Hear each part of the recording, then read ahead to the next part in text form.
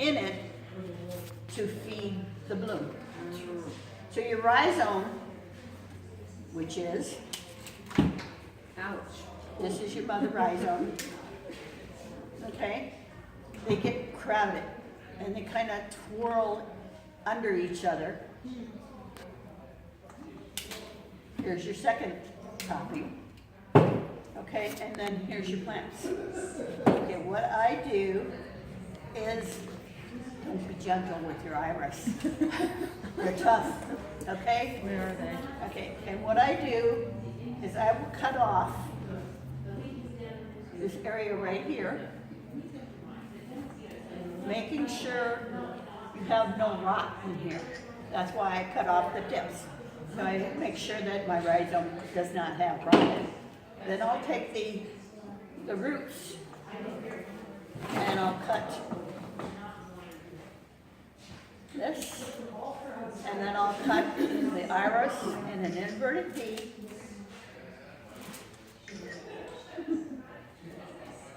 Okay, and that's usually the only time you need to cut your iris like this is when you're transplanting. But if you're anal, like I am, you go out to your garden and you make it look nice after the bloom. When you cut at that angle, is that for like runoff for the rain, or is that just? It's, what it does is, right up here, that's where your new growth will start, okay? Oh, okay. And your stalk will come up with a new, not with the new growth, but as it gets a nice fan, your stalk will come up. After your iris has bloomed and dried up, you can cut your stalk down to about this size. The reason I cut it that small is in reference to the roots to the top of the plant that shows above ground. When you plant your iris, you want to make it so that your rhizome sits on the top. You don't want the neck of the plant underwater because that will rot. And the sun likes to shine on the rhizome. The more sun you have, the better your irises will bloom. I had a huge bed that it got to be too much work. And it was full sun all day. And they did beautiful. I had a lot of irises for the spring show, for the show. However, I moved it all last year, and it's on my hill where it's getting more shade. And I only had 4 irises to show this year because they were not in full sun. They're going to bloom for me later on. Don't know if all of them are going to bloom. Probably not. Okay. Jeannie, can I ask you a question? Would you cut your rebloomers back like that? Because my rebloomers bloom, like they've been blooming for 2 months. I would say when they're not transplanting them, then you cut them. Okay. Because as you're transplanting, you want your plant smaller and your roots smaller than what they are normally in the ground. So I would not trim my rebloomers back. Them looking pretty. Yeah, and then after your rebloomer is done, you cut off the stalk and you fertilize it again. Because rebloomers take more nutrients from your rhizome than a regular plant will. Okay? So the stalk that's left on your plant, that's draining the nutrients from the rhizome. Okay? So do all iris rebloom if you do No. properly? Okay, No. because I don't know that I've ever cut them down until I think they're almost Yeah. dry, and then I cut them off. Maybe I should have cut them off a little bit. Well, the right stalk, after bloom. the stalk I cut off immediately. It's not very pretty when it's done. Okay? The stalk I cut off, you know, so you got a nice thing so it doesn't rot down into the rhizome. You still want this part of the stalk there, but you don't need that whole big stalk in there. I just didn't know how much that I needed to bring in enough nutrients. Right. As long as it's above the soil, you know, and it gets the sun, your rhizomes are going to spread out. This will not bloom again after it's bloomed once, but it sets off new plants. Okay, Mary, did you pick it up? Yes, it is Xandria. Zandria, and that's what it looks like. Oh my gosh, It's that's very beautiful. beautiful. You'll want that. What did you say? Mary? Sandria. Zandria. And it won honorable mention 2000. So this is what it looks like. Zandria, I think. It's very pretty. Wow. Jeannie, do you throw those pieces out? No. What? Can you replant those? Yes, you Next can. year because she's going You to can replant it. It doesn't have a root, Okay. but your rhizome will, you know, these roots that are on here, they're all gonna die. The roots are. Okay. But it's going to spread out new roots for you. They're just like a finger down into the soil to hold it firm until you get the new growth coming, Okay. okay? And when you see the new growth coming up here, that's when you know that it's started in the ground, okay?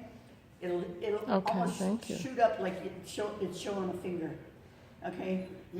And Those, so those pieces then, do you soak them before you plant them, or you just put them right in the ground right away? put them right in the ground. Wherever you want them for Yeah. next year? I've Okay. even taken something like this and thrown it up the hill. Don't even plant it. Wow, and Yeah, that's my they- kind of plant. They are hardy and they are drought tolerant. Great, okay. So, you know, I just throw it up the hill. Oh, You look. can have it. Okay. It's growing. Put it in. Oh, There's my a pot. toy. There's a toy. Oh, thank you. I'll put it Then in. you take your iris. Oh, she's take your paper bags, although they don't give them out anymore. But Winco still has some. Just grab a handful. Okay. Take a bag, mark the outside of your bag, put in all of the same plant in that same bag, and mark it. And even if you have a picture of it, put it on the outside of the bag so you know what it looks like. Okay? Very hard to identify your iris and not have it wash off your stick. That's your hardest part. Mary, what are you using? I use, I found that Venetian blinds work. You know, you have a whole bunch of old Venetian Yeah. blinds. You can cut those up and use them, and then I use a painter's pen to mark them on there. Oh. Now, what I found is somebody gave me a whole load of metal Venetian blinds, and those didn't seem to hold up as well.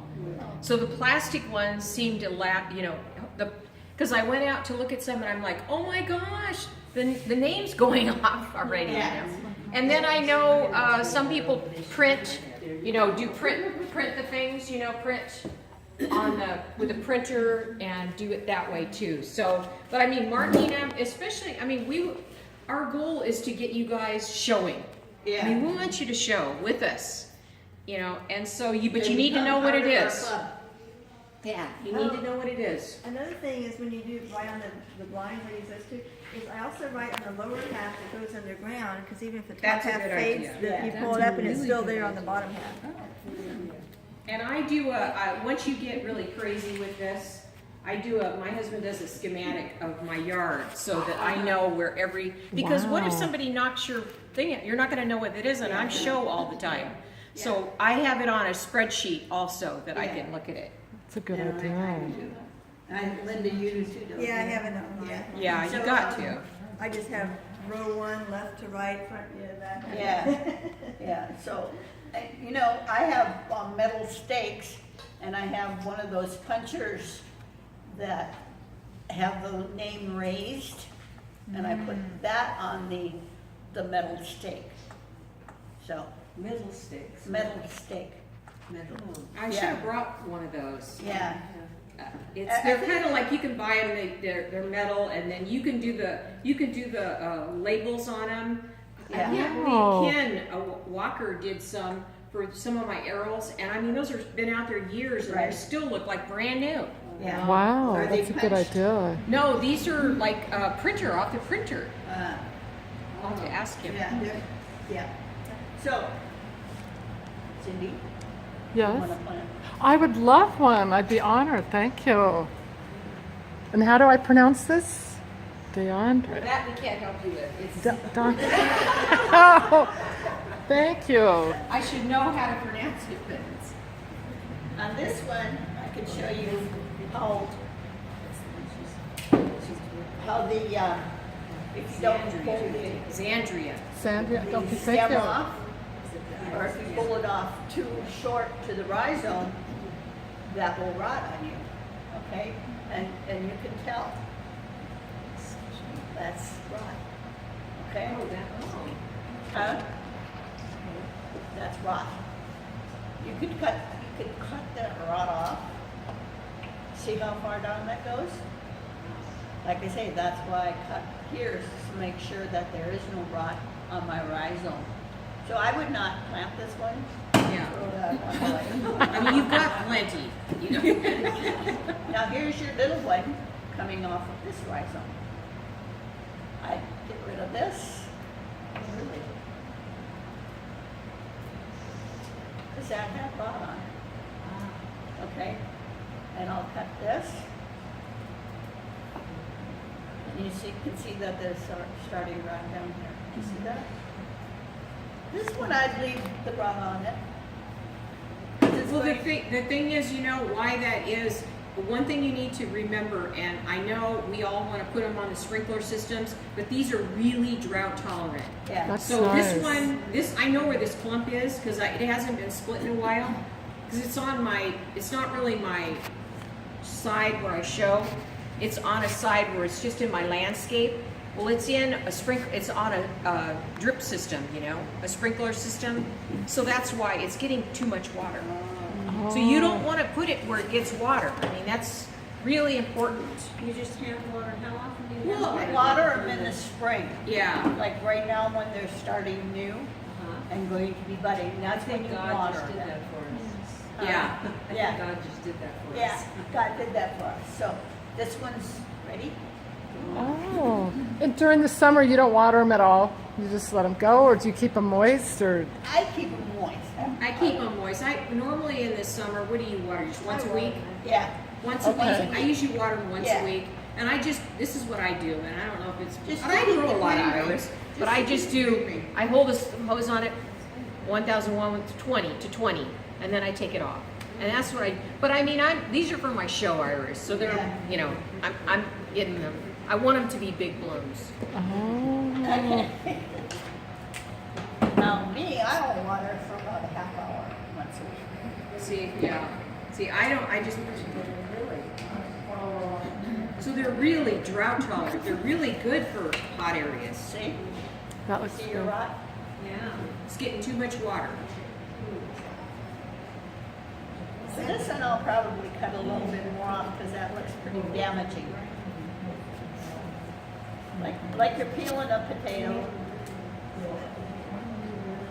Okay? They are hardy, because I would think I They're would very not hardy. plant, you know, once I cut them up like that. Like, I would think that wouldn't grow. Now I Yeah. know. You'll be No surprised. problem. Like she says, I've done She that, throws thrown them some- on a heap, and they came up. I Wow, did some that's I put nice. in a bag for a year. Oh yeah. They were shriveled, dried husks, put them in the ground, and all of And they grew. See? Oh, When I- well, when I hardy. first that's- got literally Eileen a hooked year. on them, Eileen, that's good to know. best to show with hers, when I first got hooked on them, her husband was sick, and I didn't know. And she forgot all about them in her garage for a year. Yeah. And then she planted them, and it grew. Wow, so strong. Yeah, they are. kind of They're plants. very hardy, and you know they dry up, and then you might. That's when you want to soak it. Soak them like overnight, or Yeah. okay. Soak it Before you overnight plant for it. the one Okay. when you're going to plant. These ones I did were literally husks. Yeah. They had been in a bag for a year. Wow. Okay, so Stuck them in the ground thinking, well, we'll just give them a shot. and then this damage here that's along the leaves, those are from snails. Yeah. What is? Snails. Oh, really? These are all snail bites. I don't And put any aphids. snail bait out. Aphids love irises also. And earwigs. And Uh-oh. earwigs. Earwigs really don't do damage. I have a ton of earwigs. You have damage on your plant from the Not so earwig? much to the leaves, but to the blossoms they'll get in and eat them. I just So- had an